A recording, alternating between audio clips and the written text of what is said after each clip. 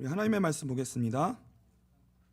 요한복음 18장 우리 33절부터 38절 말씀입니다. 우리 한 절씩 교독하도록 하겠습니다.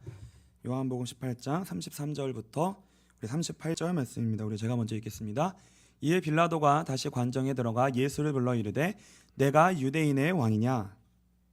예수께서 대답하시되 이는 네가 스스로 하는 말이냐 다른 사람들이 나에게 대하여 내게 한 말이냐. 빌라도가 대답하되 내가 유대인이냐? 내 나라 사람과 대제사장들이 너를 내게 넘겼으니 내가 무엇을 하였느냐? 예수께서 대답하시되 내 나라는 이 세상에 속한 것이 아니니라.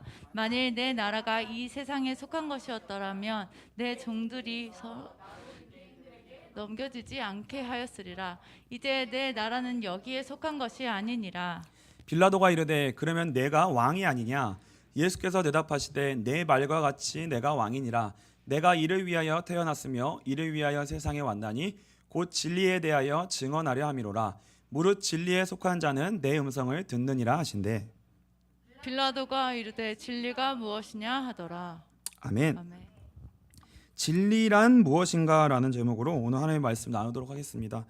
혹시 졸린 분이 있으시면은 마음을 편히 좀 먹으시고요. 오늘은 어떤 일반적인 어떤 선포나 어떤 그러기보다는 서로 간에 좀 그 커뮤니케이션이 있고 여러분 가운데 서로의 생각과 그런 마음들이 오늘 이 말씀을 통해서 같이 좀 교류될 수 있는 시간이 되었으면 좋겠습니다. 그래서 좀 편히 생각하고 좀 말씀을 들으시면서 여러분들이 여유를 갖고 그 말씀에 대하여 여러분들이 좀 생각을 할 수 있고 깊이 고민할 수 있고요. 그것도 붙잡을 수 있는 그런 시간이 됐으면 좋겠습니다. 이 진리라는 것의 사전적 의미는 어떤 의미를 담고 있냐면요. 진리는 진리만 가지고 있는 무조건 속성이 있어요. 진리만 가진 특징이 있습니다. 그 특징은 뭐냐면요. 진리의 속성은 뭐냐면 절대적인 것이라는 속성이 있습니다.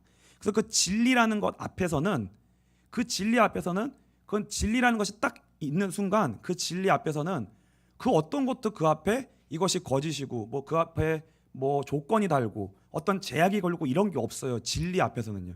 진리는 그냥 뭐냐면 절대성이에요. 절대성. 진리라는 사실은 그 자체로 절대적인 의미를 갖습니다. 아무도 거기에 이의를 달 수가 없는 거예요. 그래야만 진리예요. 그래서 진리가 딱 있는데 난 아닌 것 같은데 이렇게 제약이 걸리거나 뭐가 걸리면 그건 진리가 아닌 거예요. 그래서 진리는 절대적인 속성을 가지고 있습니다. 그리고 진리는 또한 어떤 속성을 가지고 있냐면 보편성을 가지고 있어요. 보편성이라는 거는 뭐냐면 진리라고 하는 것은 여기에는 적용이 되고 여기에는 적용이 안 되고 그게 아니라 모든 영역에 다 적용이 됩니다. 진리는. 그러니까 그게 보편성이에요. 그래서 진리라는 그 속성이 그런 속성을 가지고 있습니다. 그리고 진리의 마지막 속성은 뭐냐면 불변해야 돼요. 환경이나 조건이나 상황이나 시대에 따라 그 진리가 자꾸 바뀐다? 그러면 그건 진리가 아닌 거예요. 그건 진리라고 할 수가 없는 거예요. 그래서 이 말씀드린 게 뭐냐면 진리 세 가지를 말씀드렸잖아요. 첫째는 뭐예요? 절대성이에요. 절대성이라는 거예요. 제약을 받지 않고요. 조건을 붙일 수 없습니다. 그래서 이 진리라는 것에 대해서 이제 저와 여러분들이 오늘 좀 여러분의 생각을 제가 묻고 여러분들도 한번 생각을 해보고 서로 대답하는 시간을 가질 거예요. 물론 저 혼자 말하는 것처럼 보이지만 그게 있어야 됩니다. 그게 있어야 돼요. 그래서 오늘날 사람들이 이 진리라는 것에 대하여 어떠한 태도를 가지고 있을까? 그래서 네 가지의 태도를 볼 거예요. 그럼 여러분이 거기서 나는 어디에 속해 있는지를 한번 살펴보세요. 내가 진리라고 하는 것에 대하여 어떤 태도를 가지고 있는가? 첫째는요. 진리에 대하여 사람들이 어떠한 태도를 가질 수 있냐면 첫째는 이겁니다. 진리는 있다는 거예요. 여러분도 어떻게 생각하세요? 진리라고 하는 그 속성이 방금 제가 말씀드렸잖아요. 누구도 거기에 이의를 달 수 없는 절대성을 가진 진리가 있냐는 거예요. 그 내용이 있냐는 거예요.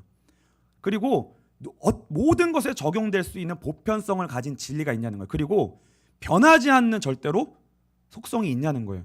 여러분들이 이거에 대해서 한번 생각을 해보셨는지 모르겠어요. 이 진리라는 것에 대해서 여러분은 어떠한 태도를 갖고 계세요? 그러니까 전에 생각을 안 가졌었다면 한번 생각을 해보세요. 정말 진리라는 게 있나? 진리라는 게 있나? 그러면 이 진리라는 것에서 나는 어떤 태도를 가지고 있나? 첫 번째 태도는 뭐냐면 진리는 있다는 거예요. 진리는 있다. 그래서 이런 사람은 뭐 자기가 진리라고 생각하는 것에 대하여 절대적인 태도를 취하겠죠. 그렇죠? 그래서 이건 이제 절대주의라고 할 수 있어요. 진리는 있기 때문에 그것에 대하여 절대적인 입장을 가지고 있는 거예요. 타협이 불가한. 그러니까 여러분에게 그런 것이 있냐는 거예요. 혹시 절대라는 것이 있다면, 진리라는 것이 있다면 그 사람은 뭐예요? 절대주의인 거예요. 절대주의. 진리가 있으니까. 그리고 두 번째 입장은 뭐냐면 정반대의 입장입니다. 뭘까요? 진리는 있다. 그럼 반대 입장은 뭐예요? 진리는 없다예요. 그렇죠? 그러니까 여러분들은 제가 질문하는 것 중에 여러분의 무조건 그 입장이 있는 거예요. 여러분은. 그러니까 내 입장이 불분명한 건 없어요. 내가 어디에 위치해 있는가 한번 여러분 보세요. 진리는 없다는 거예요. 그러면 진리가 있다는 것에는 어떤 주의였냐면 절대주의였어요. 그럼 진리가 없다라는 거는 뭐냐면 여러분 절대의 반대말이 뭘까요? 절대적인 것의 반대말이 뭐예요? 저 너무 어려운 질문했네. 누가 얘기했어요? 용수 쌤 아이스크림 사드리겠습니다. 절대의 반대는 뭐냐면 상대예요. 상대. 그러니까 절대적인 건 없으니까 뭐만 있는 거예요? 상대적인 것만 있다는 거예요. 상대적인 것만. 그래서 너의 입장도 있고 내 입장도 있고 절대라는 건 없고 그냥 상대적인 것만 있는 거야. 그렇죠? 근데 우리가 생각할 때 이거 두 개만 입장이 있을 것 같잖아요. 두 개 입장이 더 있습니다. 세 번째 입장은 뭐냐면 이거예요. 진리가 있는지 없는지 모르겠다. 진리가 있는지 없는지 모르겠다. 생각 안 해봤다.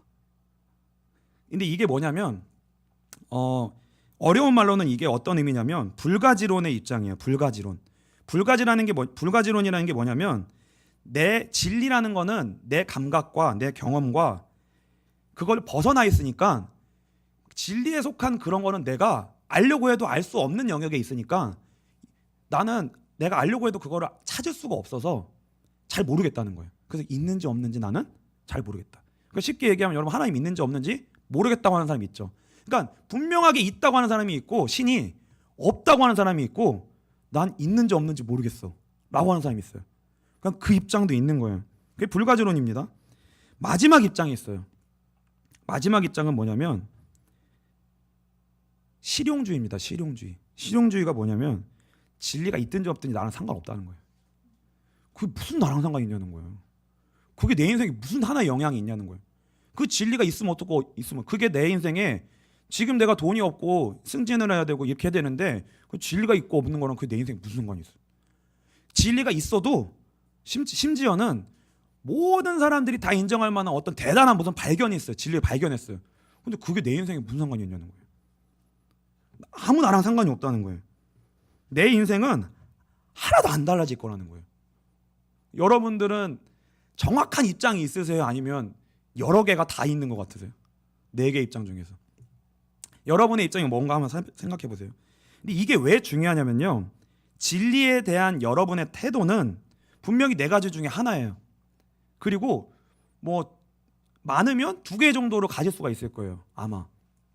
그러면 이 진리에 대한 태도는 뭐하고 연결되냐면 여러분의 세계관과 그냥 직결됩니다. 진리에 대한 태도가 여러분의 인생과 세상을 바라보는 눈을 결정하는 거예요. 가치를 결정하고 방향을 결정해요. 그러니까 여러분들이 지금 진리에 대해 어떤 태도를 가지고 있냐에 따라서 지금 그 길을 가고 있는 거예요. 가고 있어요. 그래서 근데 뭘 결정하냐면 그게 여러분의 정체성을 결정합니다. 여러분의 방향을 결정해요. 여러분 제일 대답하기 어려운 게 뭐냐면 여러분 누구세요? 당신은 누구입니까? 그럼 누구세요? 용성 형제는 나 자신을 뭐라고 정의할 거예요? 여러분 당신의 정체성을 나는 정확히 알고 계십니까? 몰라요? 나름대로 정체성을 갖고 있잖아요. 그렇죠? 근데 그 진리에 대한 태도가 나의 정체성에 대한 것을 결정하는 거예요. 그 방향성을 결정해요. 근데 우리는 이 정체성을요, 절대로 나의 정체성을 스스로 찾을 수 없는 존재입니다. 우리는 정체성을 어떻게 찾냐면요, 이렇게 찾아요. 간접적인 것을 통해 나 자신이 누구인지를 찾습니다. 어떻게 찾냐면 무조건 방법이 없어요. 뭘 통해서만 나의 정체성을 확인하냐면 무언가와 관계가 되었을 때 그 관계를 통해 나를 확인할 수밖에 없어요. 우리는. 예를 들면 이거예요. 내가 태어났는데 부모님이 있는 거예요. 그러면 그게 부모님이 있으니까 부모님과의 관계를 통해서 나의 정체성을 간접적으로 확인할 수 있는 거예요. 그럼 나의 정체성이 뭐예요? 부모님과의 관계를 통해서 알 수 있는 나의 정체성이 뭐예요? 나는 부모님의 자녀다, 아들이다, 딸이다. 그게 나에 대한 유일한 정체성이 생기는 거예요. 뭔가의 관계가 생겼을 때에만. 그래서 우리는 스스로 가만히 있으면은 우리는 우리가 누구인지 알 수가 없어요. 무언가 세상과 접촉하고 물질과 접촉하고 사람과 접촉할 때만 그것을 통해 내가 규정이 되는 거예요. 내가 누군지가. 그러니까 우리는 그런 존재예요, 지금. 그리고 여러분들 자연, 세상을 보고 짐승을 보고 여러분들이 지금 접하고 있는 세상을 통해서 접했을 때에만 그것과 비교해서 내가 누군지가 나와요. 그렇죠? 그러니까 여러분들은 정체성을 지금 여러 개 갖고 계실 거예요. 결혼하셨으면 결혼을 했으니까 누구의 아내라는 정체성이 생기는 거고, 그렇죠? 남편이라는 정체성이 생겼고. 그래서 여러분들 지금 다 저기 애완견 또 뭐라고 해야 되나? 고양이는 뭐라고 해야 돼요? 애완동물, 반려동물, 다 키우시잖아요. 그럼 그 관계를 통해 뭘 알아요? 아, 얘는 짐승이고 나는 사람이구나. 그렇죠? 그리고 여러분들이 학교와 사회를 갔을 때 여러분의 그 자리에서의 정체성이 나와요. 근데 중요한 건 뭐냐면 그것들을 통해 얻은 여러분의 정체성에 대한 지식은 완전한 걸까요? 불완전한 걸까요? 그게 여러분에 대한 진짜 명확한 정체성을 규정해지는 진리예요? 아니면 불완전한 지식이에요? 어떠세요? 여러분의 정체성을 명확하게 찾으셨어요? 그럴 만한 지식을 얻으셨어요? 그러면 뭐냐면 우리가 우리의 정체성을 확인하게 된 그 지식은 어떤 속성을 가지고 있냐면 절대성, 보편성, 불변성이라고 하는 속성이 우리가 얻은 그 지식에는 없어요. 그건 없어요, 거기에는. 그러니까 언제든지 그건 바뀔 수 있고 그건 언제든지 제약이 걸리면 끌어져 내릴 수 있고 바뀔 수 있는 거예요. 그러니까 뭐예요? 우리가 가진 정체성은 그 외부에 의해 불완전한 지식에 근거한 거니까 내가 분명히 규정되지 않아서 내가 언제나 불안한 거예요. 내가 언제나 불안한 거예요. 내 존재라는 것이 언제나 불완전하게 흔들리는 거예요, 정체성이. 그것으로 그리고 거기서 내가 오늘 살 수 있을 만한 분명한 내용이 안 나오는 거예요. 그래서요, 완전한 지식, 그러니까 우리 자신의 정체성을 진짜 규정해 줄 수 있는 진짜 중요한 완전한 지식은 무엇으로부터만 나오냐면 진리로부터만 나와요. 진리. 그러니까 여러분들이 진리에 대해서 어떠한 태도를 가지고 있는가, 진리가 있냐 없냐는 여러분의 인생을 결정하는 거라는 거예요. 그러니까 여러분들이 진리 없어, 그럼 뭐예요? 여러분은 일평생 불완전한 존재인 거예요. 그리고 진리가 아닌 가변적인 것들에 의해 여러분의 정체성을 계속 확인을 해야만 돼요. 그렇죠? 그러니까 여러분들이 이제 잘 생각해 보셔야 되는 거예요. 그러니까 그냥 한 번이라도 여러분이 오늘만이라도 단 한 번 이 진리에 대해서 한 번 생각할 수 있는 기회가 된다면 너무 좋을 것 같아요. 그래서 완전한 지식이라는 거는 반드시 세 가지의 내용을 담고 있는 이것을 설명할 수 있어야 돼요. 이 질문에 답할 수 있어야 됩니다. 첫 번째 질문은 뭐냐면요, 우리가 어디로부터 온 존재냐는 거예요. 우리의 시작에 대하여 답할 수 없으면 그 완전한 지식이 아니고 그건 진리가 아니에요. 진리가 아니에요. 어디로부터 왔어요? 이 세상에 우리의 근원, 우리의 존재 자체의 시작이 어디로부터 시작됐는지에 대한 그것에 대한 지식이 있냐는 거예요, 이 땅에. 그리고 그것은 절대성이어야 돼. 절대적이어야 돼. 그렇죠? 내가 어디로부터 왔냐에 대한 건데 이거에 그런 것도 같고 아닌 것도 같아. 그러면 진리예요? 알에서 난 것 같아. 닭이 먼저야 알이 먼저 이러면 그게 먼저일 수도 있고 이게 먼저일 수 있어. 진리는 없으니까 그건 상대적이야. 아니면 진리가 없어. 아니면 모르겠어. 아니면 그게 나랑 무슨 상관이야. 이게 다 말이 안 된다는 걸 이제 여러분이 아셔야 되는 거예요. 그건 아주 말도 안 되는 말인 거예요. 그러니까 진리는 분명히 뭐예요? 우리의 인생에 절대적인 영향을 미치는 거예요. 그 진리는 반드시 우리의 인생에 명확한 생명과 정체성을 가져다 주게 돼 있어요. 그러면 그게 있냐 없냐는 너무나 중요한 거예요. 여러분이 그거에 대해서 질문 안 하고 있다? 그리고 그거에 대해서 안 찾고 있다? 그거는 뭔가 진짜 중요한 게 빠진 거예요. 그렇죠? 여러분들이 진리에 대해서 어떤 태도를 가지고 있는 게 너무나 중요한 거예요. 진리는 그래서 이거에 대답할 수 있어요. 우리는 어디로부터 온 존재냐는 거예요. 생명이 어떻게 시작됐냐는 거예요. 이 질문에 답할 수 있어야 진리입니다. 그리고 두 번째 질문은 뭐냐면 왜 사냐는 거예요. 그래서 어디로부터 우리는 시작됐고 지금 우리는 왜 존재하냐는 거예요. 여기에 우리의 인생의 의미는 뭐 때문에 있냐는 거예요. 지금 여러분 여기 왜 앉아 계세요?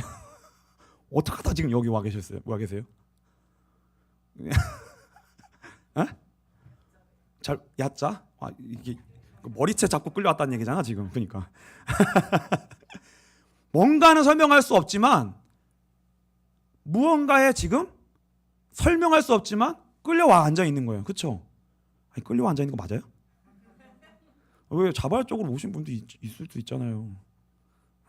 없대.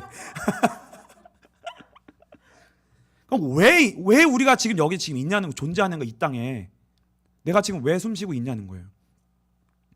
그리고 마지막, 그래서 우리 끝은 어디로 가냐는 거예요. 그러니까 이 세 가지에 대하여 여러분이 질문하고 답을 찾는 게 뭐냐면 진리에 대해 내가 어떠한 태도를 가지고 있냐는 거예요. 진리에 대해. 그러니까 여러분들이 이제 명확하게 하셔야 돼요. 네 가지 질문 중에 여러분들이 어떠한 내가 지금 삶에 대하여 어떤 태도를 취하고 있는가 명확히 한번 생각을 해보세요. 이번 한 주간 동안 진리는 있는가? 진리는 없는가? 아니면 난 모르겠어. 아니면 나는 그게 있든지 없든지 나랑 아무 상관이 없다고 난 생각하고 살고 있어. 그렇죠? 그래서 반드시 이 세 가지 질문에 대한 답은 어디에 속한 속성을 가지고 있어야 되냐면 진리에 속한 속성을 가진 것만 여기에 답이 되는 거예요. 왜냐하면 그건 진리는 무슨 속성이 있어요? 절대성이 있으니까. 절대성은 뭐예요? 답인 거예요. 명확한 진리인 거예요. 우리는 하나님께로 창조됐다. 그런 의미인 거예요. 진리. 그럼 여기에는 아무런 제약도 조건도 다른 것도 없는 거예요. 왜요? 그건 진리니까. 그게 진리의 속성이라는 거예요. 절대성 그리고 보편성 모든 인간에게 적용되는 거예요. 그렇죠? 그리고 불변성 변하면 안 돼요. 여러분들이 나이를 먹어도 어떤 장소에 가도 어떤 환경 속에 있어도 어떤 조건 속에 있어도 우리가 가진 지식으로서 내가 가진 정체성은 흔들리겠지만 여러분들이 진리를 알게 되고 내가 그 진리를 가지고 있고 그 안에 거하면 여러분들이 흔들리겠어요? 안 흔들리겠어요? 나는 그 답을 가지고 있는 건데 나는 어디서부터 왔고 왜 살며 어디로 가는지에 대한 답을 알고 있어요. 그러면 가변적인 것들에 의해 내가 흔들리겠어요? 안 흔들린다는 거예요. 안 흔들린다는 거예요. 그게 진리의 속성이라는 거예요. 그러면 우리가 이제 질문해야 되는 거예요. 그럼 기독교엔 진리가 있냐는 거예요.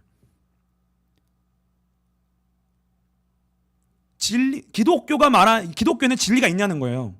그리고 그 기독교의 진리는 세 가지의 속성을 가지고 있냐는 거예요. 그렇게 여러분들이 질문을 하고 기독교에 대해서 기독교가 말하고 있는 진리가 무엇인지에 대해서 그리고 그러면 진짜 내 인생이랑 무슨 상관이 있는데 그렇게 연결이 돼야 신앙생활이 되는 거예요. 그 여러분들의 인생이랑 연결이 되는 거예요. 이 예배가 그래야 의미가 있어요. 근데 여러분들이 아까 그냥 끌려와 앉아있다. 진짜 그러면 이 예배가 아무 의미가 없고 여러분들 예배의 태도가 어떻게 되는 거야? 불가지론이 될 수 있어요. 나 있는지 없는지 잘 모르겠어 하나님. 그렇죠? 그 여러분의 인생에 아무 의미가 없는 거예요. 그렇죠? 그리고 하나님이 있든 없든 근데 내 인생이랑 무슨 상관이야? 그러면 내가 뭐 믿는 게 교회 다니는 게 무슨 밥을 먹여줘, 콩을 먹여줘, 뭐가 나와? 그렇게 앉아 있을 수도 있다는 거예요. 그렇죠? 그리고 하나님 없어. 나는 모르겠어. 없어. 라고 앉아 있을 수도 있는 거예요. 그렇죠? 그렇게 앉아 있을 수 있다고요. 그러나 여러분들이 분명한 진리에 대해서 어떠한 태도를 취해야 되는지에 대해서 여러분들이 분명하게 인식이 되고 그게 진짜 내 인생이랑 관련이 있구나 라는 것에 대한 어떤 접촉점이 생기면 여러분들이 이제 뭐예요? 스스로 기독교에 대해 질문하게 되는 거예요. 그래서 저는 여러분들이 그런 자발성을 갖게 되기를 축복합니다. 여러분들이 그런 자발성으로서 여러분의 깊은 인생에, 여러분의 인생이잖아요. 여러분의 인생에 대해서 그렇게 고민하고 질문하고 그 답이 기독교에 진짜 있는가라는 것을 근본적으로 질문을 해야 돼요. 그래야 되잖아요. 그렇죠? 그래서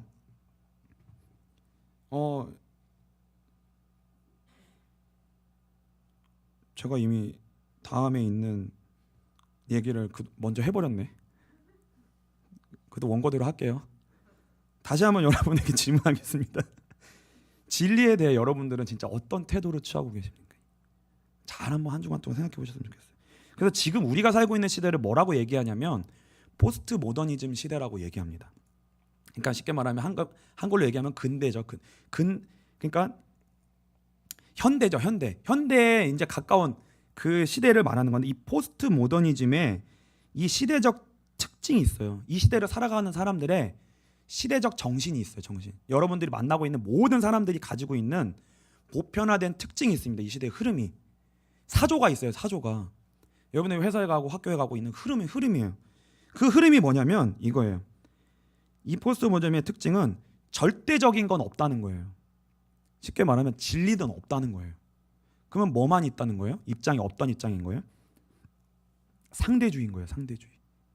그러니까 여러분이 지금 믿지 않는 사람들하고 대화를 하면 어떻게 해야 대화가 되냐면 상대주의를 인정하고 그걸 해야 대화가 돼요. 그러니까 상대주의라는 게 뭐냐면 이거예요. 다른 말로는 절대적인 게 없다는 거니까 이렇게 되는 거예요. 여러분 절대적인 게 없다는 건 이런 뜻이에요. 오늘 이제 예배 끝나고 예를 들어서 제가 아이스크림 사겠습니다 이랬어요. 예를 들어서요. 예를 들어서 제가 아이스크림 사겠습니다 그랬어요. 그러면 오늘부터 그 예배 끝나고 남쪽으로 모이세요 이랬어요. 남쪽으로 오세요. 그러면 절대적인 진리가 없다는 거는 모든 사람에게 통용되는 그리고 변하지 아니하는 그러니까 어떤 사람이 봐도 분명한 남쪽이 있어야 되는 거예요. 모든 사람에게 다 통하는 적용되는 변하지 않는 절대적인 좌표가 있어야 되는 거예요. 그래서 남쪽으로 갑시다. 그러면 뭐예요? 모든 사람이 다 그 말이 무슨 말인지 알아듣는 거예요. 그래서 거기로 가겠죠. 그러면 거기서 만나겠죠. 그렇죠? 근데 지금 이 시대가 어떤 시대냐면 그 절대적인 건 없다는 거예요. 그러면 뭐예요? 상대적인 것만 있다는 거잖아요. 그럼 상대적인 것만 있다는 얘기는 이거예요. 내가 이제 예배 끝나고 남쪽으로 갑시다. 그럼 이제 여러분들이 우리가 어떻게 되겠어요? 절대적인 게 없어요. 그렇죠? 어떻게 나눠질까요? 여러분의 생각이 절대적인 거예요. 저 사람의 생각도 절대적인 거예요. 여러분이 희원 집사님이 거기서 오른쪽은 어느 쪽이에요? 이쪽이죠. 근데 저 입장에서 오른쪽은 저쪽이거든요. 그렇죠? 근데 명수 집사님은 여기가 오른쪽이라고 생각할 수도 있어요. 그걸 다 인정해 주자는 거예요. 그게 다 인정해 주자는 거예요. 그게 상대성이에요. 상대주의. 다 맞다는 거예요. 그걸 다 인정해 주자는 거예요. 각자가 생각하는 거를 절대적으로 인정해 주고 관여하지 말자는 거예요. 건드리지 마. 건드리지 마. 그거는 내 영역이야. 그럼 어떻게 돼요? 말이 안 통하는 거예요. 말이 안 통해요.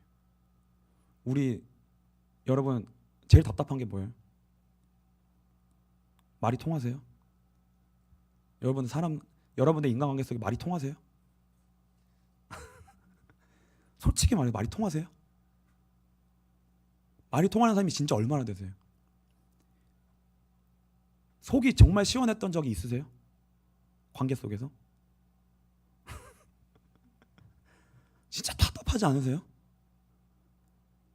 아니, 그러니까 뭐 다른 얘기는 해, 관계는 해. 근데 진짜 안 통해요. 진짜 안 통한다고 느끼지 않으세요? 그러니까 그런 시대가 된 거예요. 지금 다 절대적인 건 없으니까 각자 살고 있는 거예요. 각자. 근데 만나지지가 않아요. 서로가 절대로 만나지지가 않아요. 그래서 모든 사람을 하나로 공통적으로 묶어주고 그 안에서 하나가 되고 말이 통하고 언어가 통하고 소통이 되어지는 것이 불가능한 시대가 된 거예요. 그게 진리에 대한 진리가 있냐 없느냐의 차이예요. 그러니까 저와 여러분은 묶을 수 있는 진리가 있어요? 저와 여러분이 지금 그 진리로 하나 될 수 있는 진리가 있냐는 거예요. 그게 없으면 우리가 여기 모일 필요가 없는 거예요. 그리고 여기에 진짜 진리가 있다면 우린 반드시 그 진리로 하나가 돼야 되는 거예요. 그 진리로 대화가 돼야 돼요. 소통이 돼야 돼요. 반드시. 그게 이 교회와 이 예배에 진짜 진리가 있고 각자가 서로가 아는 생각하는 진리가 아니라 내가 생각하는 진리가 아니라 서로가 다 모두가 공통적으로 절대적으로 느껴야 되고 우리 모두에게 적용되니까 보편적이어야 되고 변하지 않는 그 진리를 우리가 같이 알고 공유하고 누리고 그걸로 인해 교제하고 대화하고 그걸로 인해 그 진리로 인해 나의 삶의 여정들을 비춰보고 살아가고 있냐는 거예요. 이게 이제 중요한 거예요. 그래서 이게 절대적인 것이 진리가 없으면 우리는 뭐예요? 끊임없는 우리 인생 속에는 어둠이 우리 가운데 있는 거예요. 그냥 계속 충돌이 일어나고요. 단절이 있어요. 우리 안에 단절이 끝나지 않습니다. 그러니까 이건 무슨 문제냐면 네가 잘했냐 내가 잘했냐의 문제가 아니에요. 너와 나에게 공통된 진리가 같이 있어야 되는 문제인 거예요. 나 혼자 해서는 문제가 해결되는 게 아니에요. 왜냐하면 영원히 평행선이거든요. 우리는 희원지 쌤하고 저하고 진리가 없잖아요. 희원지 쌤 안에 진리가 거해야 되고 저 안에 진리가 거해야 돼요. 그래야만 만나요. 영원히 평행선이에요. 영원히 평행선. 근데요, 충돌하고 단절되고 갈등이 안 끝나는 거예요. 그러니까 우리의 삶 속에. 근데 여러분 생각을 해보세요. 근데 모여는 살아야 될 거 아니에요. 같이 살아야 될 거 아니에요. 그렇죠? 가족끼리 대화가 안 돼도 그냥 같이 살아야 되잖아요. 그러니까 뭐예요? 깊은 것은 묻지 않고 암묵적으로 그냥 그 모든 사람이 각자 그냥 이거는 우리가 그냥 인정하자. 이건 공적인 영역이야. 라고 하는 공적인 영역만 따로 딱 생긴 거예요. 그러니까 우리가 지금 여러분은 예를 들면 그게 직장이에요. 그리고 여러분의 가정일 수 있고. 그러니까 모든 사람들이 그냥 사회적 계약을 통해 여기는 그래도 각자 서로 안 통하지만 그건 꺼내놓을 수 없지만 그래도 접촉점이 여기는 하나 있어. 모든 사람에게. 그 공적인 영역이 되는 거예요. 그게 직장이에요. 그래서 저와 여러분에게 우리에게 남은 그 공적인 영역은 뭐만 남는 거냐면 솔직하게 말하면 그냥 돈 버는 영역이에요. 돈을 버는 영역. 여러분의 회사예요. 여러분의 학교든지 뭐든지 돈을 버는 곳은 그 사람들이 만나서 다 각자의 생각을 가지고 있지만 그 자리에만 오면 하나로 통하는 거예요. 뭘로 통해요? 돈은 벌어야 되니까. 그러니까 거기에만 통하는 언어가 생기는 거예요. 거기만. 우리는 회사라는 곳에서 이 회사의 유익을 위해 나는 그 자리에 있다. 우리는 그 유익을 위해 같이 있다. 그거 하나로만 소통하는 거예요. 그거 하나로만 소통해요. 그래서 이 공적인 영역 외에 나머지를 이제 뭐라고 얘기하냐면 사적 영역입니다. 여러분들이 우리에게 지금 제일 중요한 영역이 어디예요? 그래서 솔직히 말해서 여러분 제일 중요하게 여기는 곳이 어디예요? 공적 영역이잖아요. 그렇죠? 그게 제일 중요해요. 그게 제일 중요한데요. 근데 사실상 그 하나의 이윤이라고 하는 하나의 목적을 위해서만 만났기 때문에 나머지는 다 소가리를 해야 돼요. 그거 하나 때문에. 그렇죠? 다른 얘기는 하나도 꺼낼 수 없어요. 거기서는. 그러니까 정말 사실 솔직히 말해서 이 공적인 영역은 삭막한 영역이에요. 그리고 뭐가만 있어야만 여긴 기쁨이 있냐면 유익이 생겨야만 기쁨이 있는 거예요. 공통적으로. 그리고 나머지는 우리가 거기가 그러면 여러분들이 회사 가기 좋으세요? 싫으세요? 내일 회사 가야 되잖아요. 난 너무 기쁘다 회사 가는 게.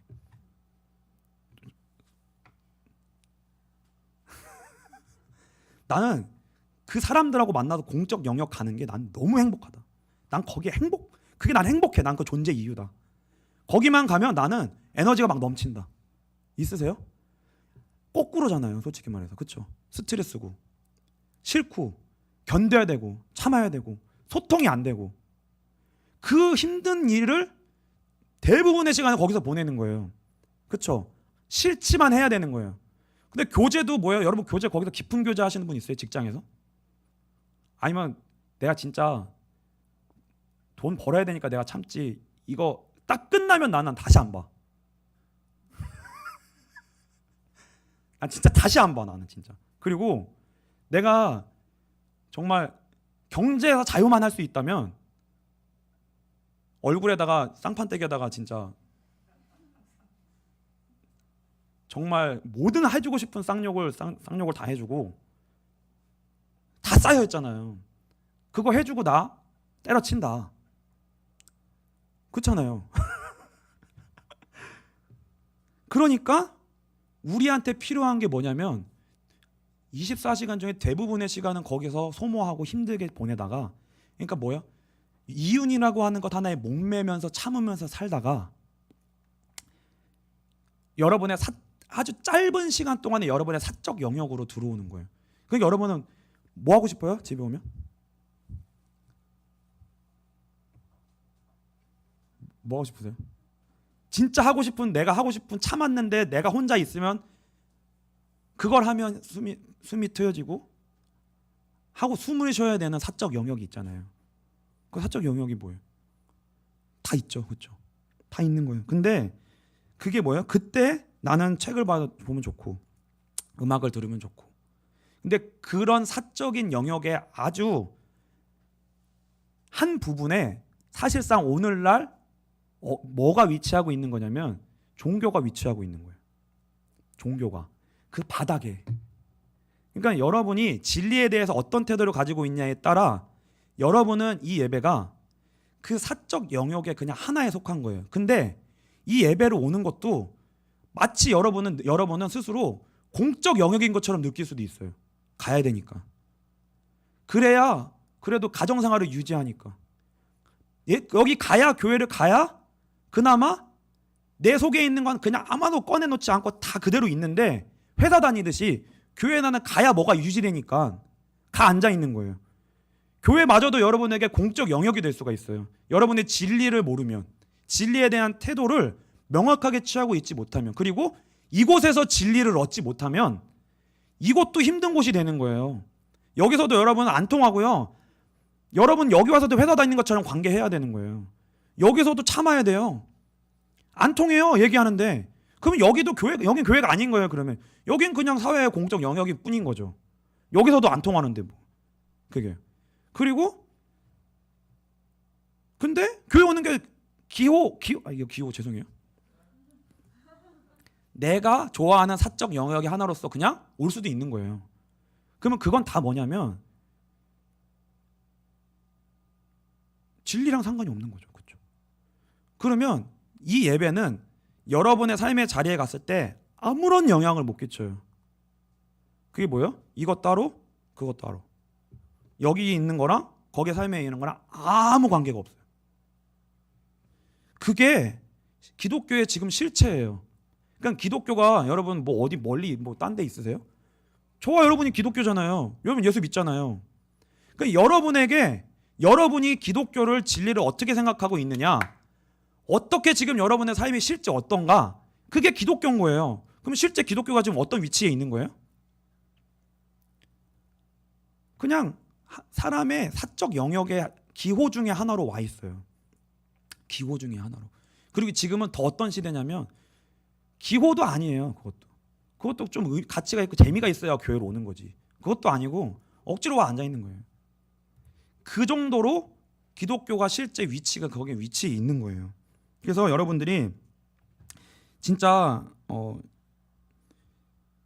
이 질문을 진리에 대한 태도에 여러분들이 진지하게 생각하고 고민하고 대답을 했으면 여러분들이 좋겠습니다. 그래서요,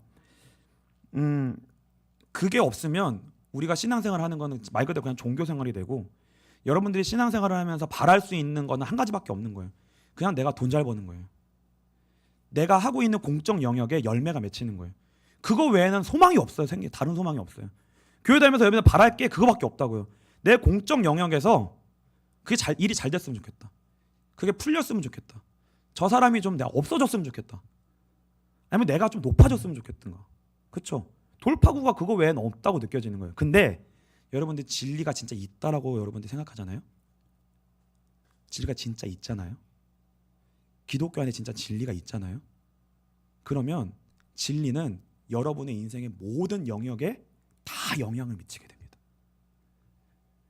파편처럼 분리되어 있고 구분되어 있는 나눠져 있는 영역이 아니라 진리는 여러분의 전 인생의 영역을 담게 돼요. 전 영역을 담게 돼요. 그리고 여러분들이 교회에 오고 안 오고 예배를 드리고 안 드리고 기도를 하고 안 하고의 문제가 아니라 여러분들이 진짜 진리를 알고 진리 안에 거하면 그 자체로 여러분은 진리로 인해 온전한 자유함을 누리는 자유자의 신분이 돼요. 자유자의 신분이 돼요. 진리를 알면. 그래서 모든 우리가 가지고 있는 그 공적 영역과 사적 영역과 이런 게요, 경계가 다 없어져 버리는 거예요. 그게 내 인생 속에 진짜 아무런 큰 영향을 미치지 못하고 나는 진리로 인해 자유하는 삶을 살게 되고, 그러면 진리 안에서 뭐야? 여러분이 그 구조 속에 들어가지만 나는 거기에는 갇히지 않은 사람이 될 수 있는 거예요. 진리를 내가 진짜 알고 누리게 되면 이게요.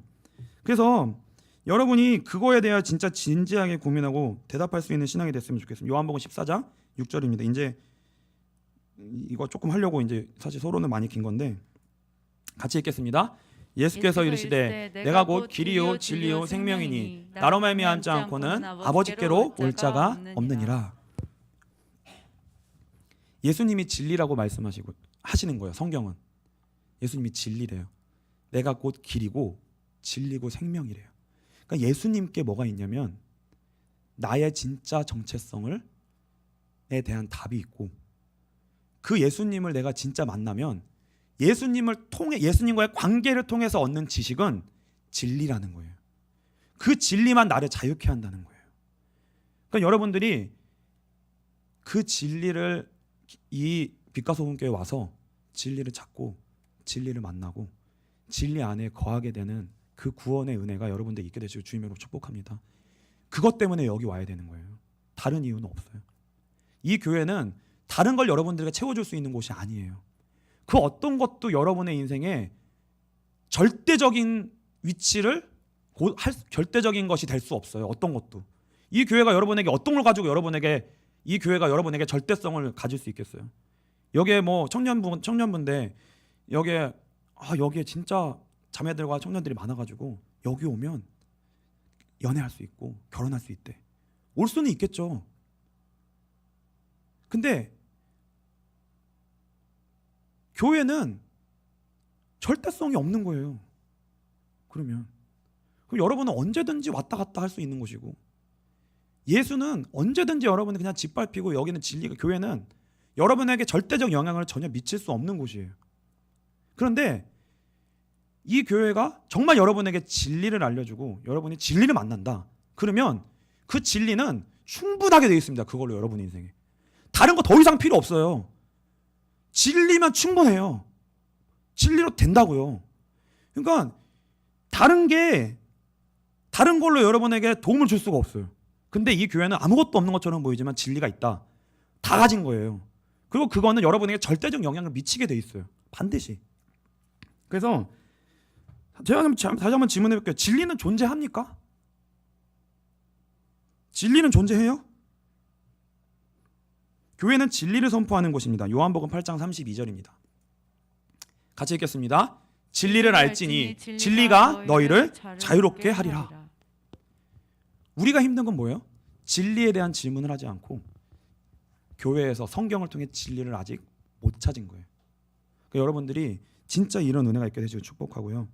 진리는 사적 영역에 속한 수준이 아니라 진리는 세상을 포함하는 거예요.